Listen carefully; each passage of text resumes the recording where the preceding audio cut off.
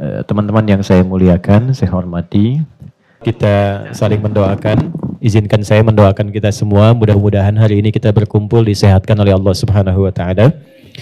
Yang kedua, ditenangkan hati kita, karena di Quran itu ada 3 hal yang sangat dinilai penting.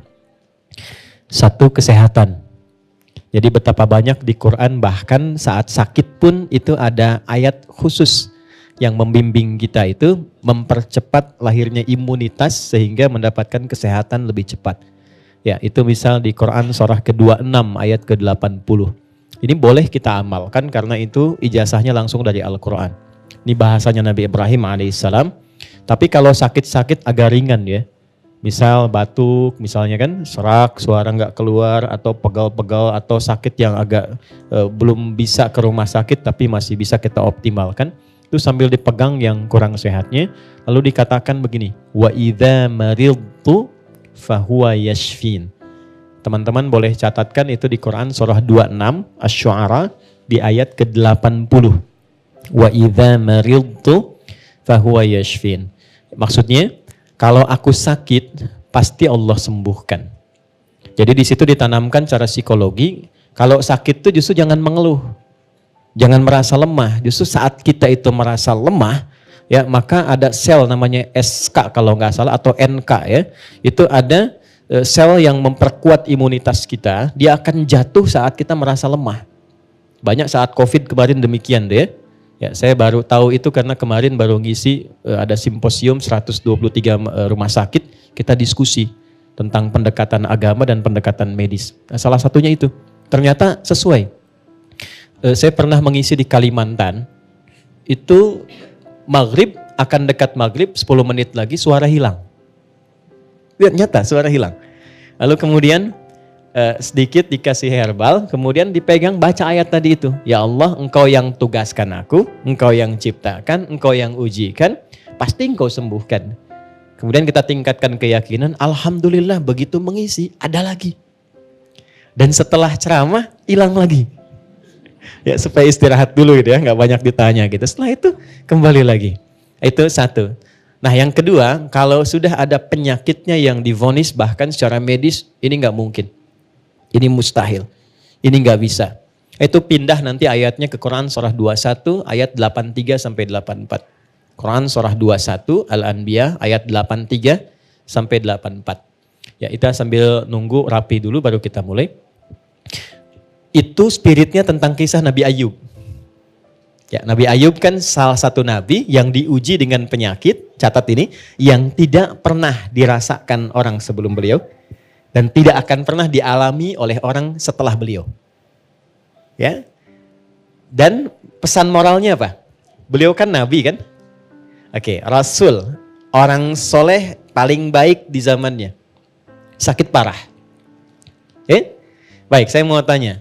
Kalau Nabi Ayub itu berbuat maksiat tidak? Tidak kan? Baik. Pernah berbuat yang buruk tidak? Tidak. Jadi jangan selalu simpulkan kalau sakit itu karena maksiat. Jangan selalu simpulkan kalau sakit itu karena saya banyak salah misalnya. Tidak. Ada di antara sakit itu yang Allah turunkan untuk menunjukkan sayang Allah kepada hambanya. Karena dalam kondisi orang sakit, yang sakitnya sedemikian sulit, bukankah di titik itu dia selalu dipaksa untuk mendekat kepada Tuhannya? Kan nyebut Allah, sholatnya makin meningkat, puasanya makin tambah, zikirnya makin kuat. Nah sedangkan Allah kan paling senang kalau ada hamba yang terkoneksi dengannya. Karena itulah Nabi Ayub ketika di titik beliau sudah kurang lebih 20 tahun diuji dengan penyakit itu, istrinya tanya begini, ini agak cepat ya, Papa kan Nabi, Rasul. Kalau minta sama Allah pasti dikabul. Kenapa enggak angkat tangan, minta supaya disembuhkan? Perhatikan bagaimana Ayub alaihissalam bertanya, berapa lama kita diuji dengan sehat dan kaya? Nabi Ayub itu kaya, sehat, dan sejahtera, anaknya 12. Sejahtera. Lalu hari pertama diuji, mohon izin, mohon maaf, itu kekayaannya habis. Jadi ternaknya mati semua, kebunnya terbakar. Sehari, habis semua. Hari kedua, 12 anaknya meninggal semua. Oke? Setan menduga ini akan mundur. Ternyata hartanya habis, ya proyeknya hilang, itu ibadahnya makin meningkat. Anaknya meninggal dalam sehari semua, makin meningkat lagi. 2 kali lipat lagi. Terakhir diuji dengan penyakit. Dikira gak akan berpikir. Ketika istrinya bertanya demikian, apa jawabannya? Mah, berapa lama kita sehat, senang dan bahagia? Kata istrinya, kurang lebih 70 tahun. Berapa lama kita diuji dengan sakit dan kondisi begini? Kata istrinya, kurang lebih 20 tahun. Perhatikan kalimatnya. Saya malu kalau minta sehat sekarang kepada Allah, sementara kita sudah diberikan ujian kebaikan kesehatan selama 70 tahun. Ini kan baru 20 tahun.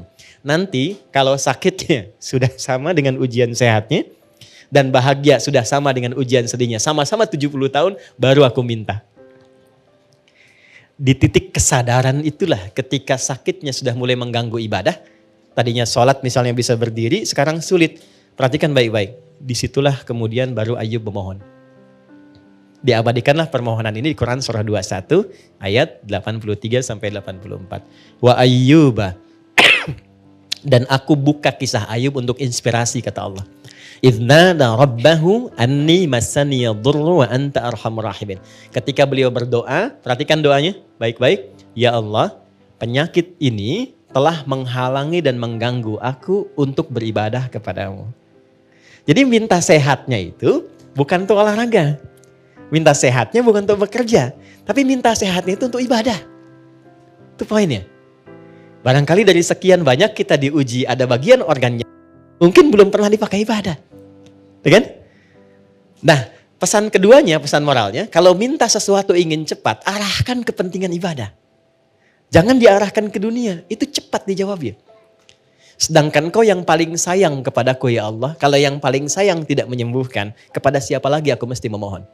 Itu baru dibacakan sampai titik itu langsung turun jawaban. Fastajabna lahu fakashafna bihi. Ya. Kemudian kami sembuhkan Ayub. Lalu kami buka semua kesembuhannya itu. Ya. Lalu apa yang terjadi? Setelah disembuhkan kami kembalikan keluarganya. Kami kembalikan hartanya. Dan di ujung ditutup dengan kalimat wa dzikra lil abidin. Kalau ada seorang yang mengalami penyakit serupa seperti Ayub dan mengamalkan amalannya, aku akan berikan anugerah serupa seperti Ayub pernah dapat.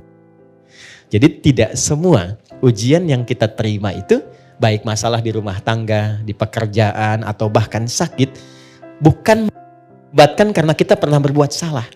Tapi boleh jadi Allah ingin melipat gandakan kasih sayang yang pernah terjadi di antara suami istri, kasih sayang pernah terjadi di antara anak dan orang tua, kasih sayang yang pernah terjadi di antara kerabat, hartanya ingin dilipat gandakan lagi, dan kemuliaannya ingin diberikan lebih. Dengan apa? Dengan dia mengembalikan semua itu kepada Allah Subhanahu wa Ta'ala. Nah, ini pembuka kita. Hari ini kita akan banyak dialog.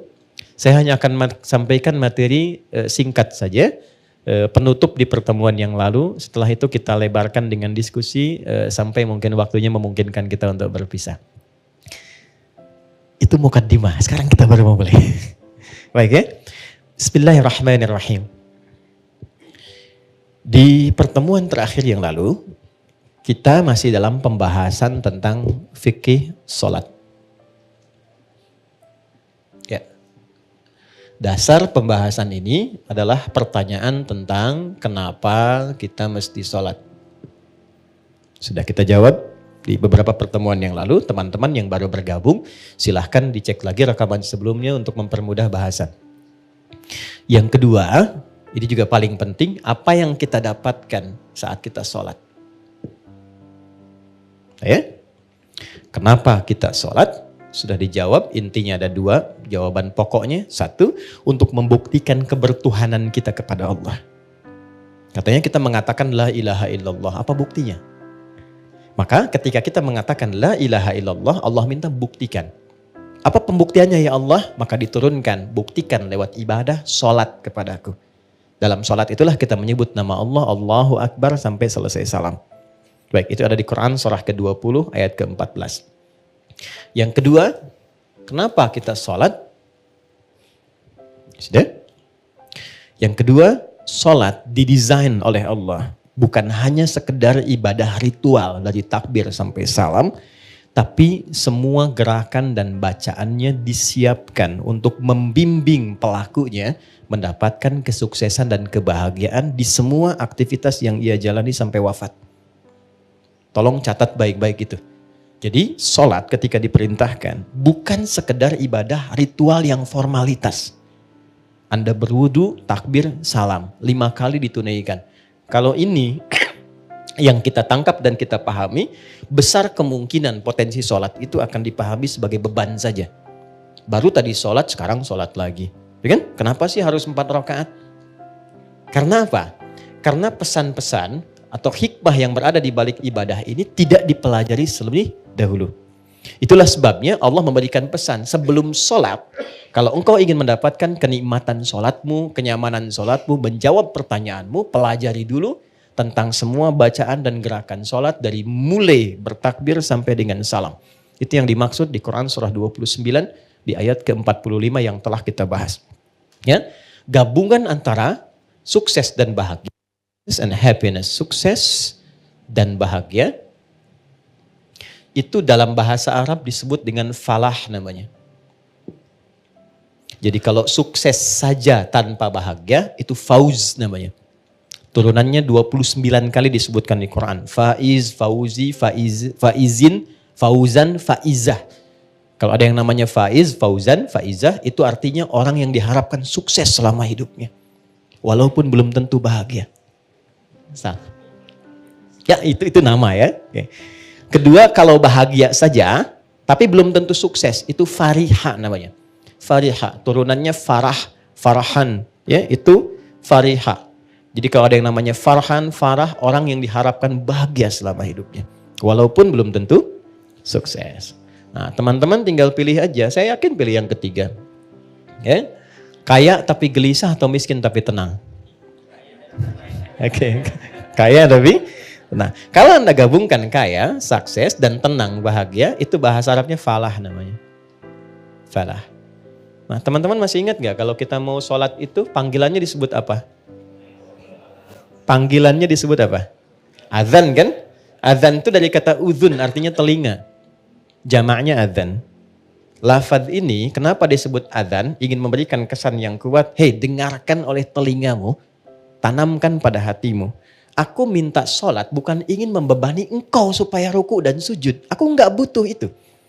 Dan orang enggak sholat tidak akan menurunkan status Allah sebagai Tuhan. Kita dipaksa sholat, diperdengarkan di telinga kita.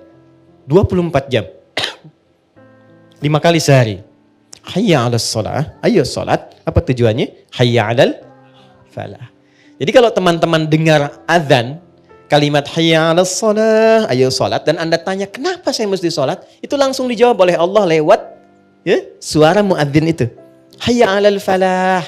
Karena semua gerakan dan bacaan sholat itu mengantarkan pada kesuksesan dan kebahagiaan. Ini gambarannya. Nah, ketika kita ingin meraih itu, tidak lantas sholat langsung dapat. Tidak. Kita mesti belajar dulu. Kenapa saya mesti wudhu? Kenapa ngadep kiblat? Apa maknanya itu semua? Kenapa ngangkat tangan begini? Kenapa tangannya begini? Kenapa sedekap begini? Ya kan? Itu semua ada maknanya. Karena itulah orang yang diajari oleh Nabi pertama kali ketika awal-awal dalam risalah Islam. Dengan sholat, bukan zakat, bukan puasa, bukan haji, bukan umrah, tapi sholat. Itu yang merubah hidup mereka dari jahiliyah menjadi sukses dan bahagia di setiap eranya. Khairu ummah. Dengan turunnya Quran surah 3 ayat 110. Nah, pembahasan tentang sholat kita akan bahas dari sisi bacaannya. Kedua, caranya.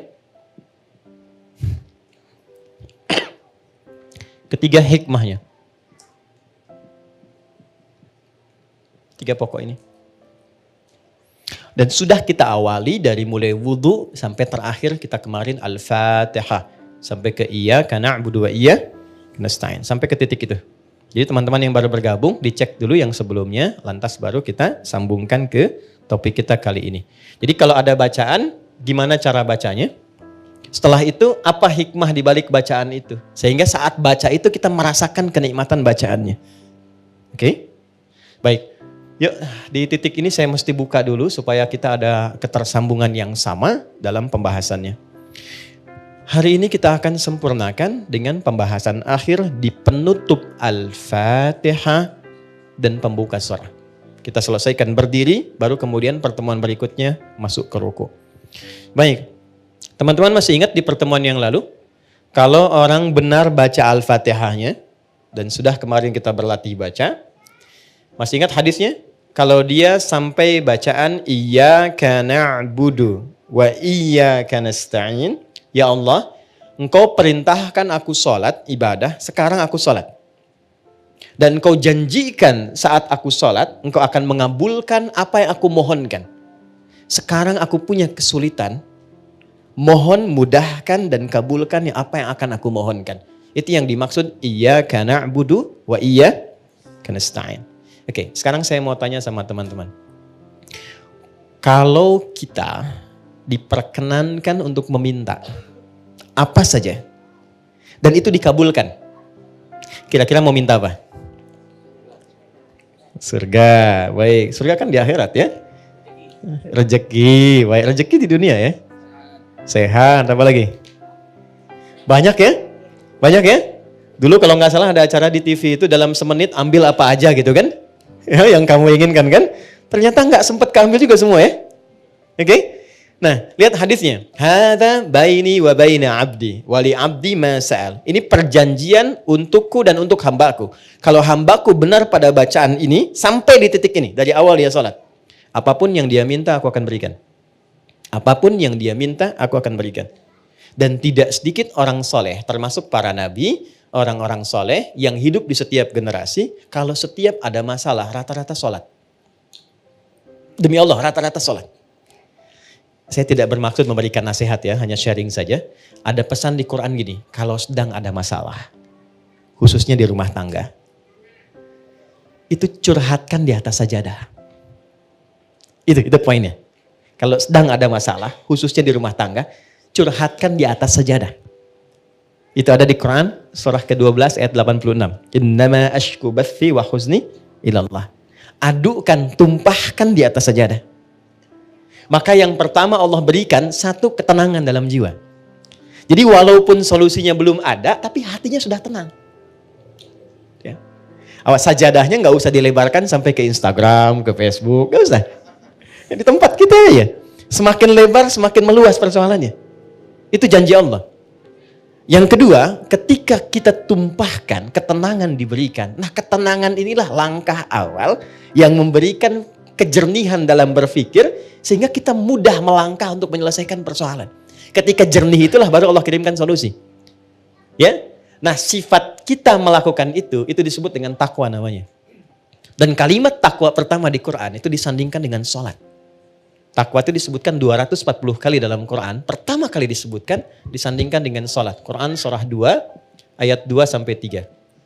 Dzalikal kitabu la raiba fi hudal lil. Siapa muttaqin orang takwa di situ? Ayat 3-nya. Alladzina yu'minuna bil ghaibi wa yuqimunas. Nah, takwa disebutkan 240 kali dalam Al-Quran. Amalan pertamanya sholat. Dan 240 ini dibagi 3 segmen. Ada segmen ritual seperti sholat ini. Ada segmen sosial seperti berbagi dengan sesama. Ali Imran ayat 133. Ada segmen rumah tangga. Dan ini segmen rumah tangga ditempatkannya di persoalan tertinggi di rumah tangga yang mengantarkan pada puncaknya. Yaitu perselisihan yang menghadirkan misalnya perpisahan. Disebut dengan tolak. Ini ditempatkan di Quran surah 65. Surahnya surah At-Tolak. Ayatnya persis sama dengan ini 2-3. Coba lihat. Ini bukan dimirip-miripin ya. Saya nggak punya TikTok deh yang sekali ketik langsung tok jadi gitu ya. Enggak. Ini ada ilmu tentang keserasian ayat-ayat dan nomor-nomor dalam Quran. Ditempatkannya di sini. Wa may yattaqillaha yaj'al lahu makhraja. Siapa yang mampu meningkatkan takwanya kepada Allah dalam konteks ini, yuk salat.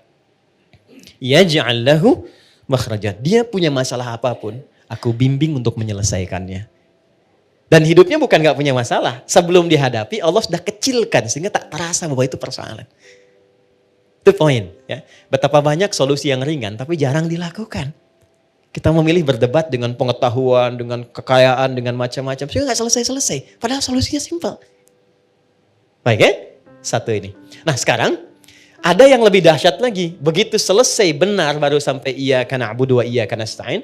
Sedang punya masalah apa? Mau minta apa? Ada keperluan apa? Mohonkan. Karena rata-rata bingung mau minta apa. Allah ajarkan satu kalimat yang saat diberikan semua yang kita harapkan dapat. Apa kalimatnya? Oke, setelah iyyaka na'budu wa iyyaka nasta'in, kita baca apa? Ihdinas siratal mustaqim. Itu bukan kalimat biasa, ada rahasia di dalamnya, ada hikmah. Ya, saya tulis dulu ya. Sini aja. Ihdinas siratal mustaqim.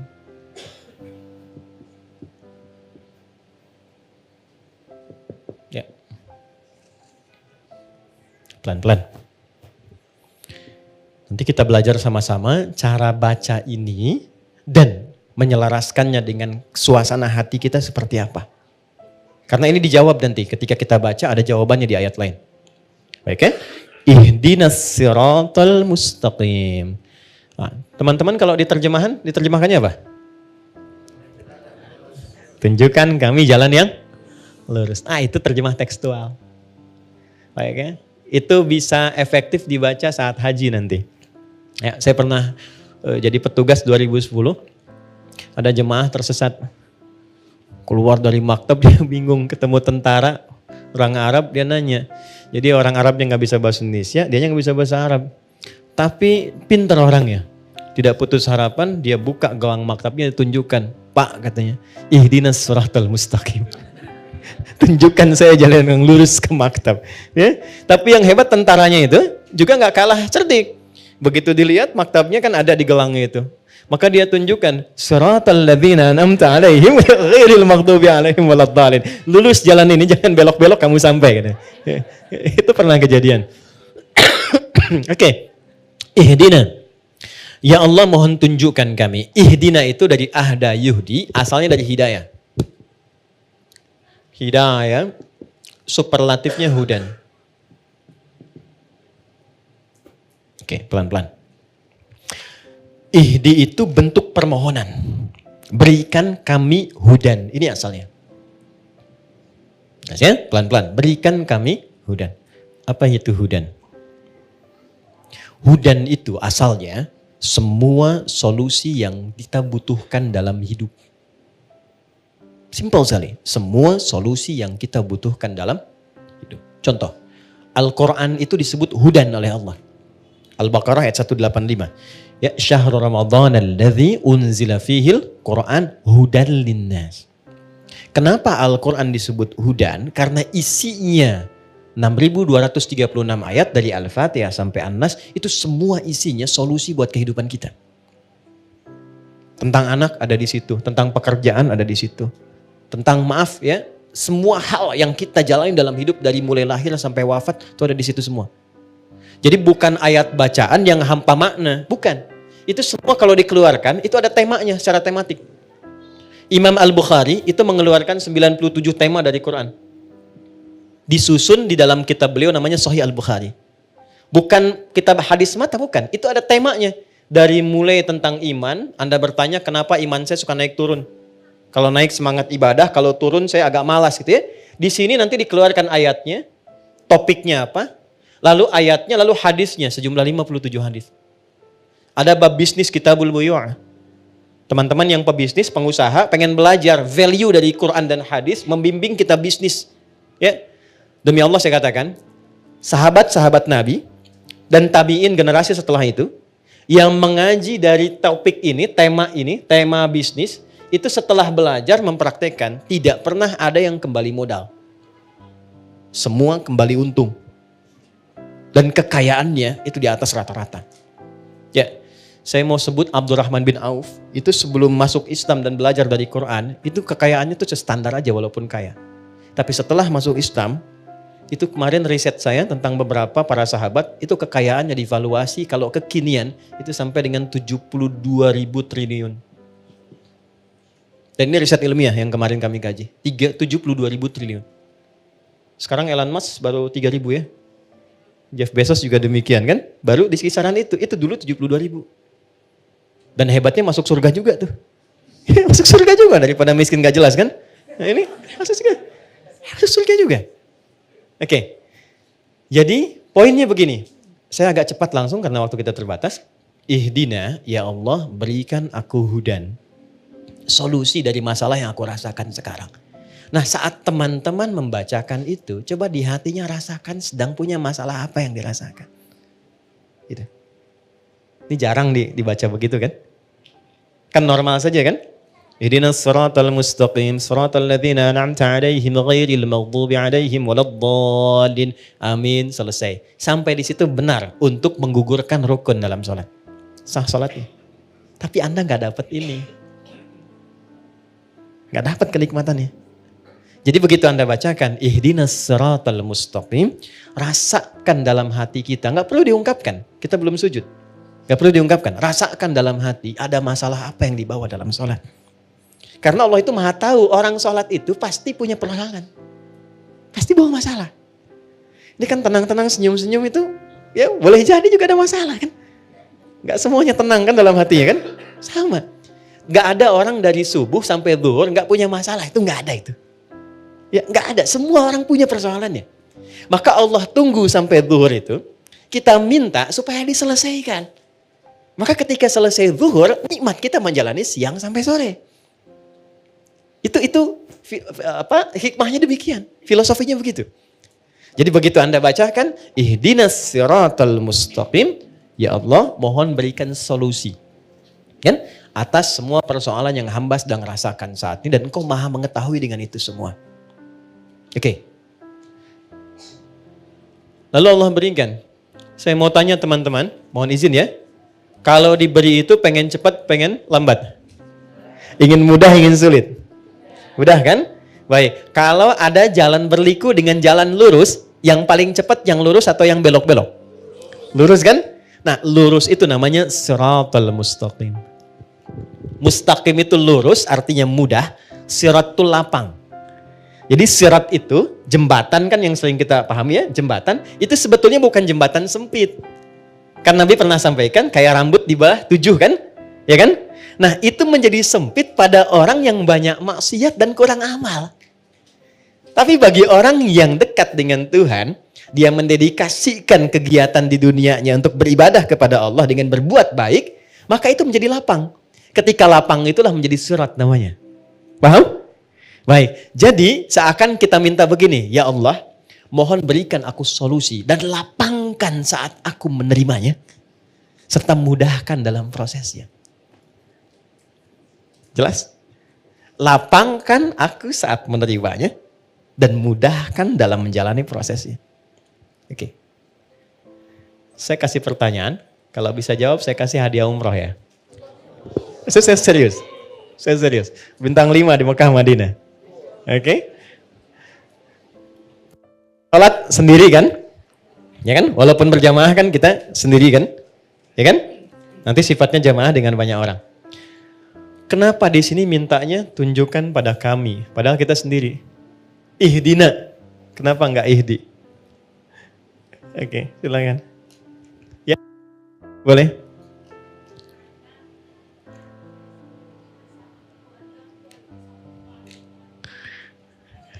Bagus jawabannya. Sampai Cengkareng tuh. Oke, ada yang lain? Silakan.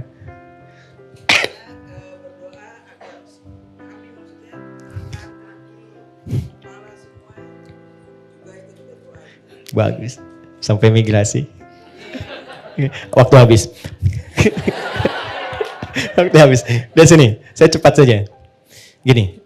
Ini filosofi dalamnya, ini saya kasih yang paling dalam sekali. Maaf ya, kalau kita sedang punya masalah. Masalah itu untuk sendiri atau kadang ada yang terlibat di sekitaran kita. Oke. Bagi kita mudah, tapi mungkin bagi pasangan kita belum tentu itu mudah. Bagi kita dan pasangan mudah, tapi mungkin bagi ayah dan ibunya belum tentu mudah. Bagi suami istri mudah, tapi bagi anak belum tentu mudah. Kenapa kita sertakan dina di sini, ihdina, untuk memberikan kesan bahwa ya Allah berikan solusi atas masalah yang sedang hamba jalani. Mudahkan prosesnya dan lapangkan untuk semua yang mengalami itu. Kalau suamiku di dalamnya, lapangkan hati suamiku pula. Kalau ada tetanggaku di dalamnya, lapangkan tetanggaku. Kalau ada ibuku di dalamnya, lapangkan hati ibuku. Itu dalam banget. Itulah sebabnya kenapa menggunakan na, tidak menggunakan bentuk tunggal secara personal.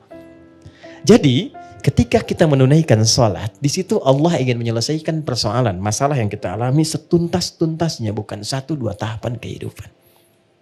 Jelas? Oke, tiketnya masih saya pegang ya. 1. Jelas ya? Paham ya? Baik, maka jangan sungkan untuk mengungkapkan itu dalam sholat, tapi di hati kita, karena nggak boleh dilafadzkan. Jelas ya? Ihdinas siratal mustaqim. Cepat, karena Allah Maha tahu. Kita tinggal hadirkan saja suasana itu. Minta. Nah sekarang Allah kasih mudah, kasih cepat, tapi caranya nggak enak. Mau nggak? Oke? Kasih mudah, kasih cepat, tapi caranya nggak enak. Anda melamar pekerjaan, langsung dikabulkan, cepat diterima. Tapi begitu datang, Anda dimaki-maki dulu.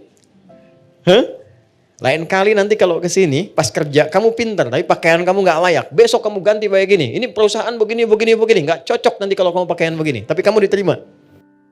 Yang kedua, bagus, kamu prestasinya bagus, baik. Nanti silahkan besok mulai bekerja, datang sebaik-baiknya. Pakaiannya disesuaikan. Nanti kita sudah berikan ketentuan dress code-nya.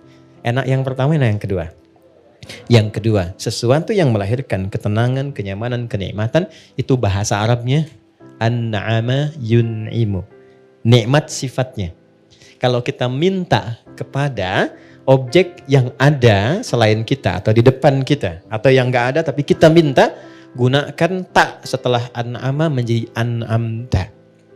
Maka setelah itu kita meminta, ya Allah saya gak pengen dapat yang cepat, mudah, lapang, tapi misalnya gak ada kenikmatan di dalamnya. Maka diteruskan ayatnya, siratal ladzina an'amta alaihim ghairil maghdubi alaihim walau.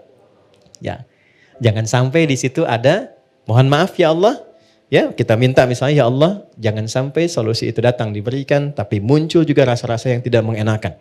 Mengarahkan kepada hal-hal yang tidak menyenangkan. Ya, walaupun ada tafsir lain maghdub di situ, kalangan yang dilaknat, dhalin yang tersesat. Karena sudah diberikan kenikmatan tapi tetap dia jauh dari Allah Subhanahu wa taala. Itu makna jauhnya. Jelas? Halo, jelas? Oke, setelah jelas, pertanyaan saya yang terakhir. Oke, dapat hadiah. Siapa orang-orang yang dimaksud di sini? Pada orang-orang yang telah engkau beri nikmat kepada mereka. Itu siapa? Para nabi. Apa lagi? Apa lagi? Ya, orang bertakwa. Bagus, baik. Apa lagi? Oke, singkatnya Quran surah 4 ayat 69. Ada 4 golongan. Jadi kalau teman-teman, ini ajaran dari Quran, kalau ingin bahagia, ingin tenang, ingin nikmat, ikuti 4 golongan ini. Ikuti pola hidup mereka. Quran surah 4 ayat 69. Wa may yuti'illaha war-rasulah faulaika ma'alladzina an'amallahu 'alaihim. Oke, kalimatnya sama. Wa may yuti'illaha war-rasulah. Siapa yang kehidupannya diikutkan pada petunjuk Allah dan Rasul. Dari bangun tidur sampai tidur lagi. Misal, saya mau bangun tidur, saya ikutin bagaimana Nabi bangun. Ya, itu contohnya ada pada doa nanti. Ya, doa itu bukan sekedar bacaan, di situ ada penuntun aktivitas di setiap doa itu. Ya. Oke. Siapa yang pola hidupnya mengikutkan pada tuntunan Allah dan Rasul? Perhatikan, faulaika ma'alladzina an'amallahu 'alaihim. Maka mereka itu aku jamin akan disatukan dengan 4 kalangan yang selama hidupnya selalu dijamin kenikmatan oleh Allah. 4 kalangan. 1, minan nabiyyin, para nabi.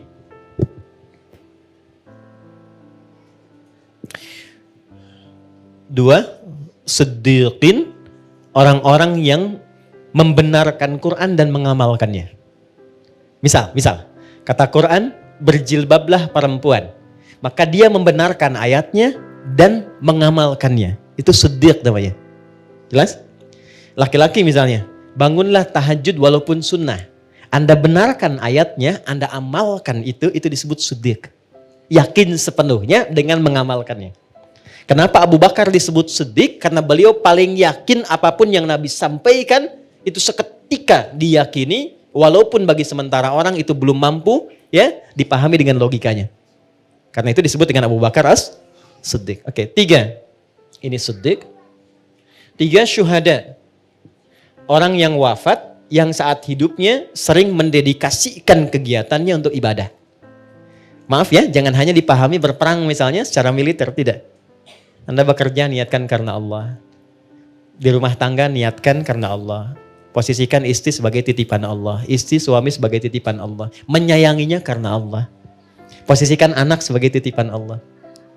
Saya tanya teman-teman nih, antum cintai istri itu karena Allah atau karena sayang? Berat sekali jawabnya ya. Oke. Anda cintai anak itu karena Allah atau karena sayang? Oke, kalau karena Allah itu ada 2 cirinya. 1, dia akan memastikan yang dicintainya itu selalu berada dalam hukum-hukum Allah. Oke? Jangan dibayangkan terlalu ekstrim, tidak. Ya, misalnya apa? Sholat, diajak sholat. Diingatkan ngaji misalnya. Didekatkan pada yang baik-baik. Istri pesan ke suami, cari yang halal ya. Jangan pernah datangkan yang haram misalnya. Itu sudah cukup menjadikan Anda berjuang hidup untuk menaati Allah. Kalau wafat, itu disebut wafatnya fi sabilillah, orang yang disebut syahid, zamannya syuhada. Jadi ada 3 jenis syuhada itu, syuhada yang wafat saat ada dinas militer, ya itu langsung syahidnya dunia akhirat. Ada syahidnya seperti tadi saya sampaikan, merawat anak karena Allah, ibunya meninggal, syahid, syahidnya syahid akhirat.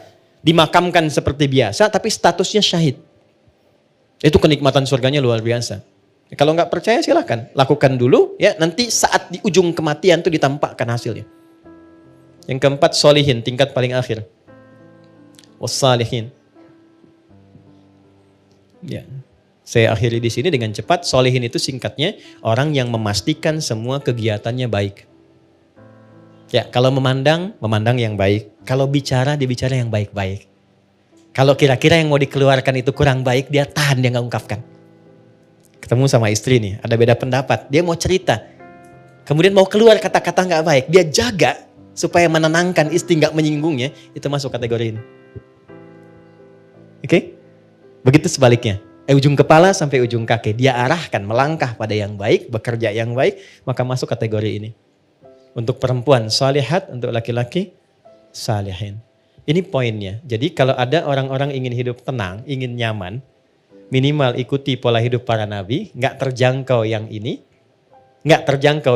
atau paling minimal jadilah orang baik yang tidak melukai orang lain atau bahkan diri sendiri.